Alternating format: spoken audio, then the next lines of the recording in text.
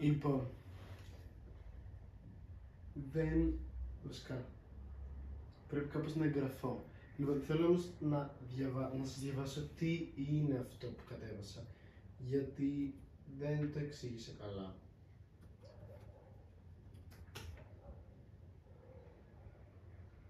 Λοιπόν, είναι ένα λογισμικό προϊόν που επιτρέπει στον χρήστη να χτίσει ένα 3D, 2D περιβάλλον ή 3D, 2D εφαρμογές κάπως, χωρίς να χρησιμοποιήσει προγραμματισμό ακριβώς. Νομίζω έχει μέσα προγραμματισμό, αλλά όχι ακριβώς.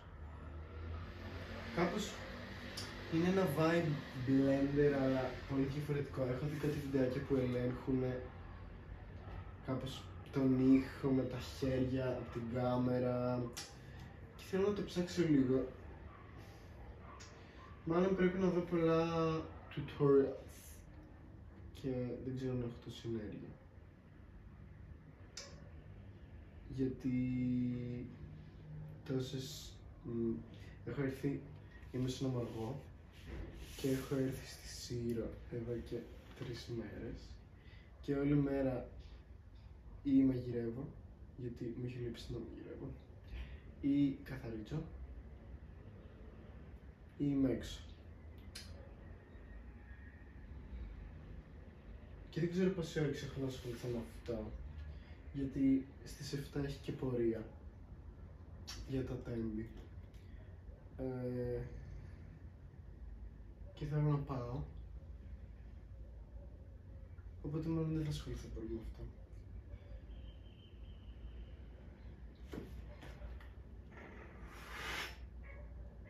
Αυτό το κερί μυρίζει τέλεια.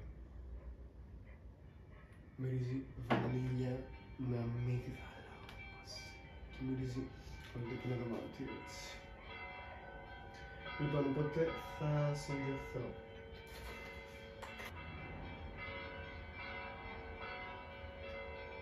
Ακούτε τις καμπάνες που χτυπάνε.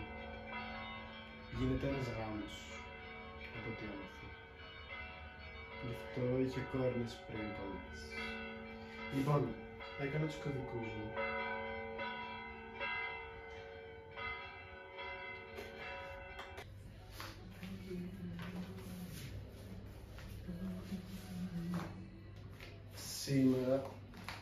Σήμερα, γιατί τα προηγούμενα πλάνα ήταν από άλλη μέρα, θα φτιάξω σαλάτα φασόλια μπογραμμάτικα. Ναι. Θέλω σίγουρα να έχει μέσα μπατζάρι. Σίγουρα. Και θέλω και μέσα να έχει κάποιο φρούτο. Έχω διάφορα. Λέω να βάλω... βασικά έχω. Οι επιλογές είναι σίκο, πορτοκάλι και ροδάκι. Επίσης θέλω να βάλω σε αυτή τη σαλάτα τόφου, αλλά να το έχω ψήσει. Και μάλλον γιαούρτι, γιατί κάπως το γιαούρτι με το μπατζάρι μου αρέσει πάρα πολύ. Επίσης έχω αυτές τις μπανάνες, οι οποίες έχουν γίνει full. Και θα ήθελα να τις κάνω μάλλον banana bread.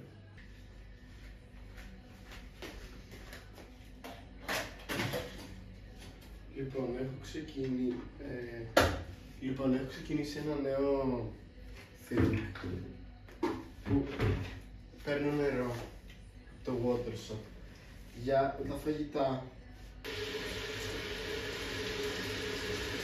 Έχω βάλει νερό να βράζει και θα τεμαχίσω το τόφου μου.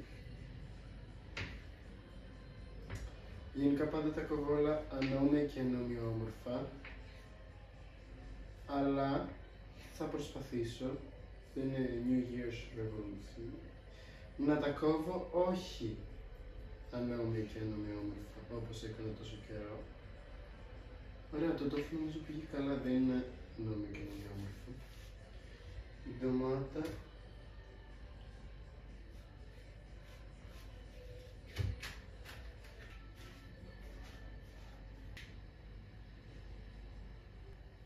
Δείτε πόσο τέλεια έχουν βγει αυτά τα σχέδια. Είναι σαν λουλουδάκι.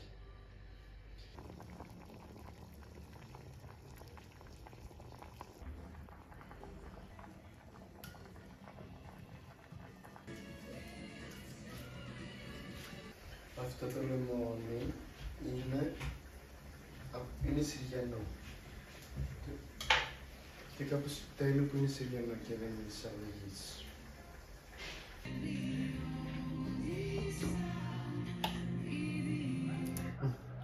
Λοιπόν, η σαλάτα είναι έτοιμη. Είναι λίγο βαρετή. Θα ήθελα να είναι πιο βρασμένα τα φασόλια, που το κατάλαβα εκείνη την ώρα ότι δεν είναι τόσο βρασμένο, αλλά βαρέθηκα.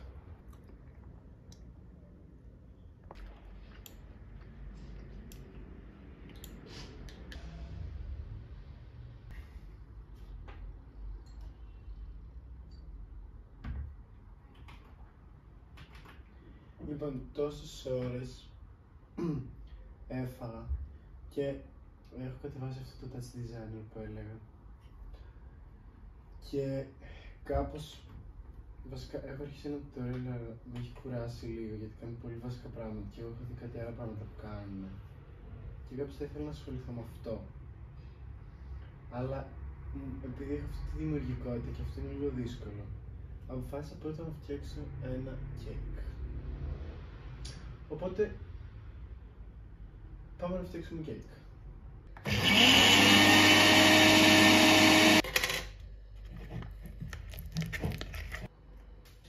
Λογιστικό βούτυρο, το οποίο βέβαια το είχα πολύ καιρό και κάπως έβαλα λίγο ζεστό νερό. Μπας και γίνει κάτι. Που στα αλήθεια δεν έγινε.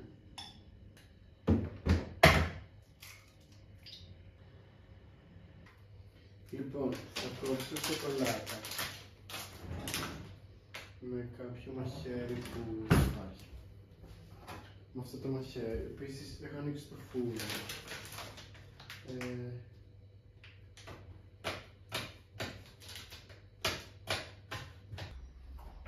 Λοιπόν, έχω βάλει τη λαμπάδα όπως να είναι και θα ρίξω το μείγμα, αν γίνει καλά.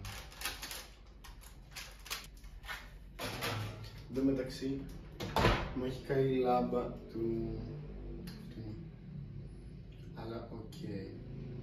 Ωραία, και πρέπει να δω τι ώρα είναι και να τα βγάλω σε μισή ώρα με 40 λεπτά.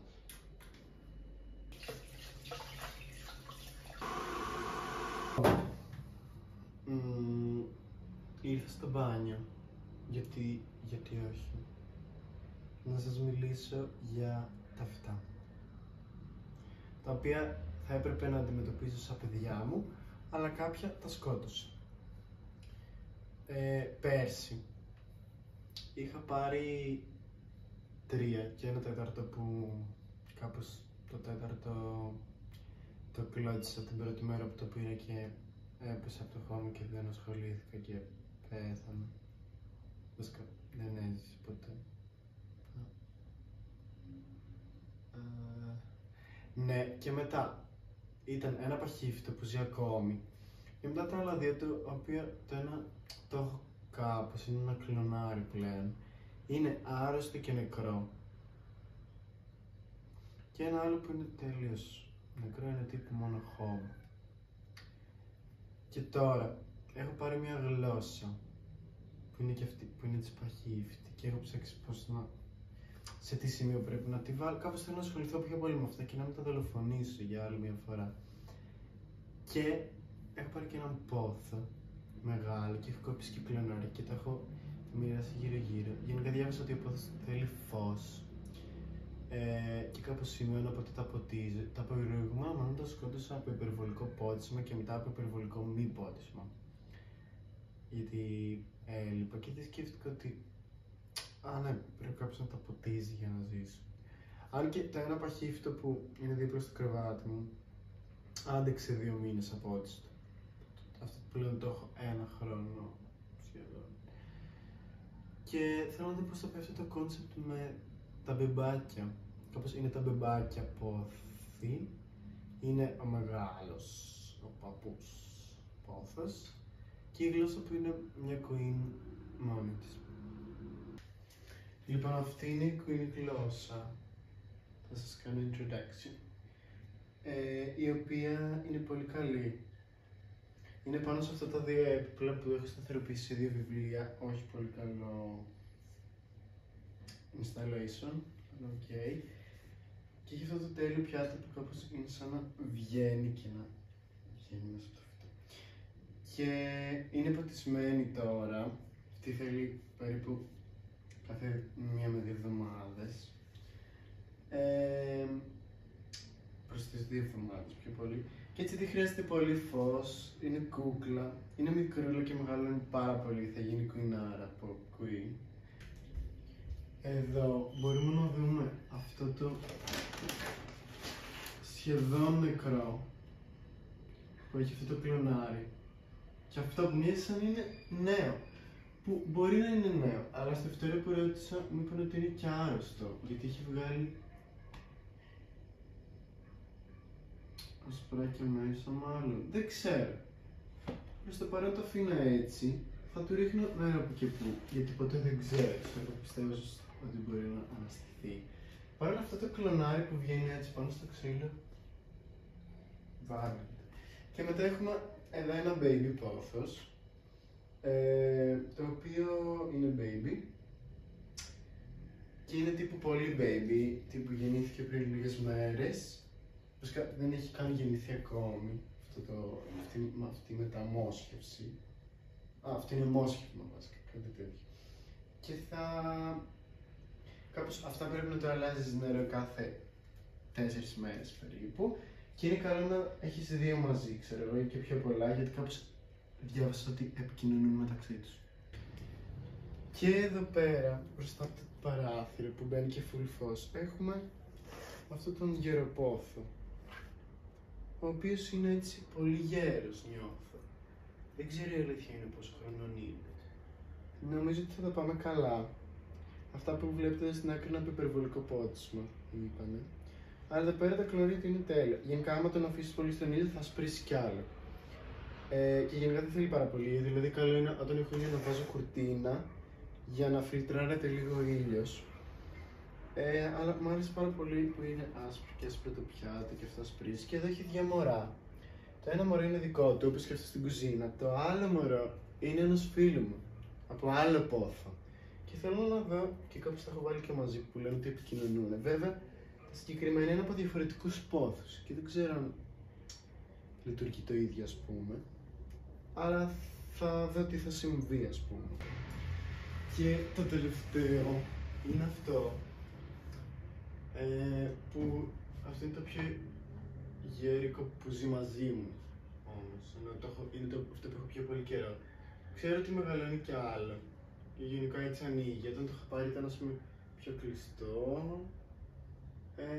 Και είναι πολύ καλό.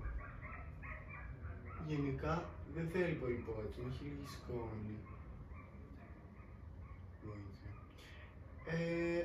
Αλλά, ας πούμε, αυτό είναι που παίζει την τραγωδία που τα άλλα πέθανε.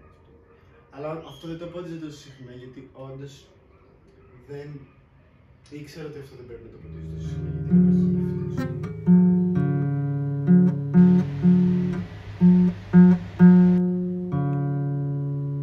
Είναι νόστιμο, δεν είναι άψητο. Βασικά νομίζω πέτυχα το στόχο μου και έχει full βρώμια, δεν έχει πολύ ελεύθερο. Οπότε είμαι πολύ ευχαριστημένη.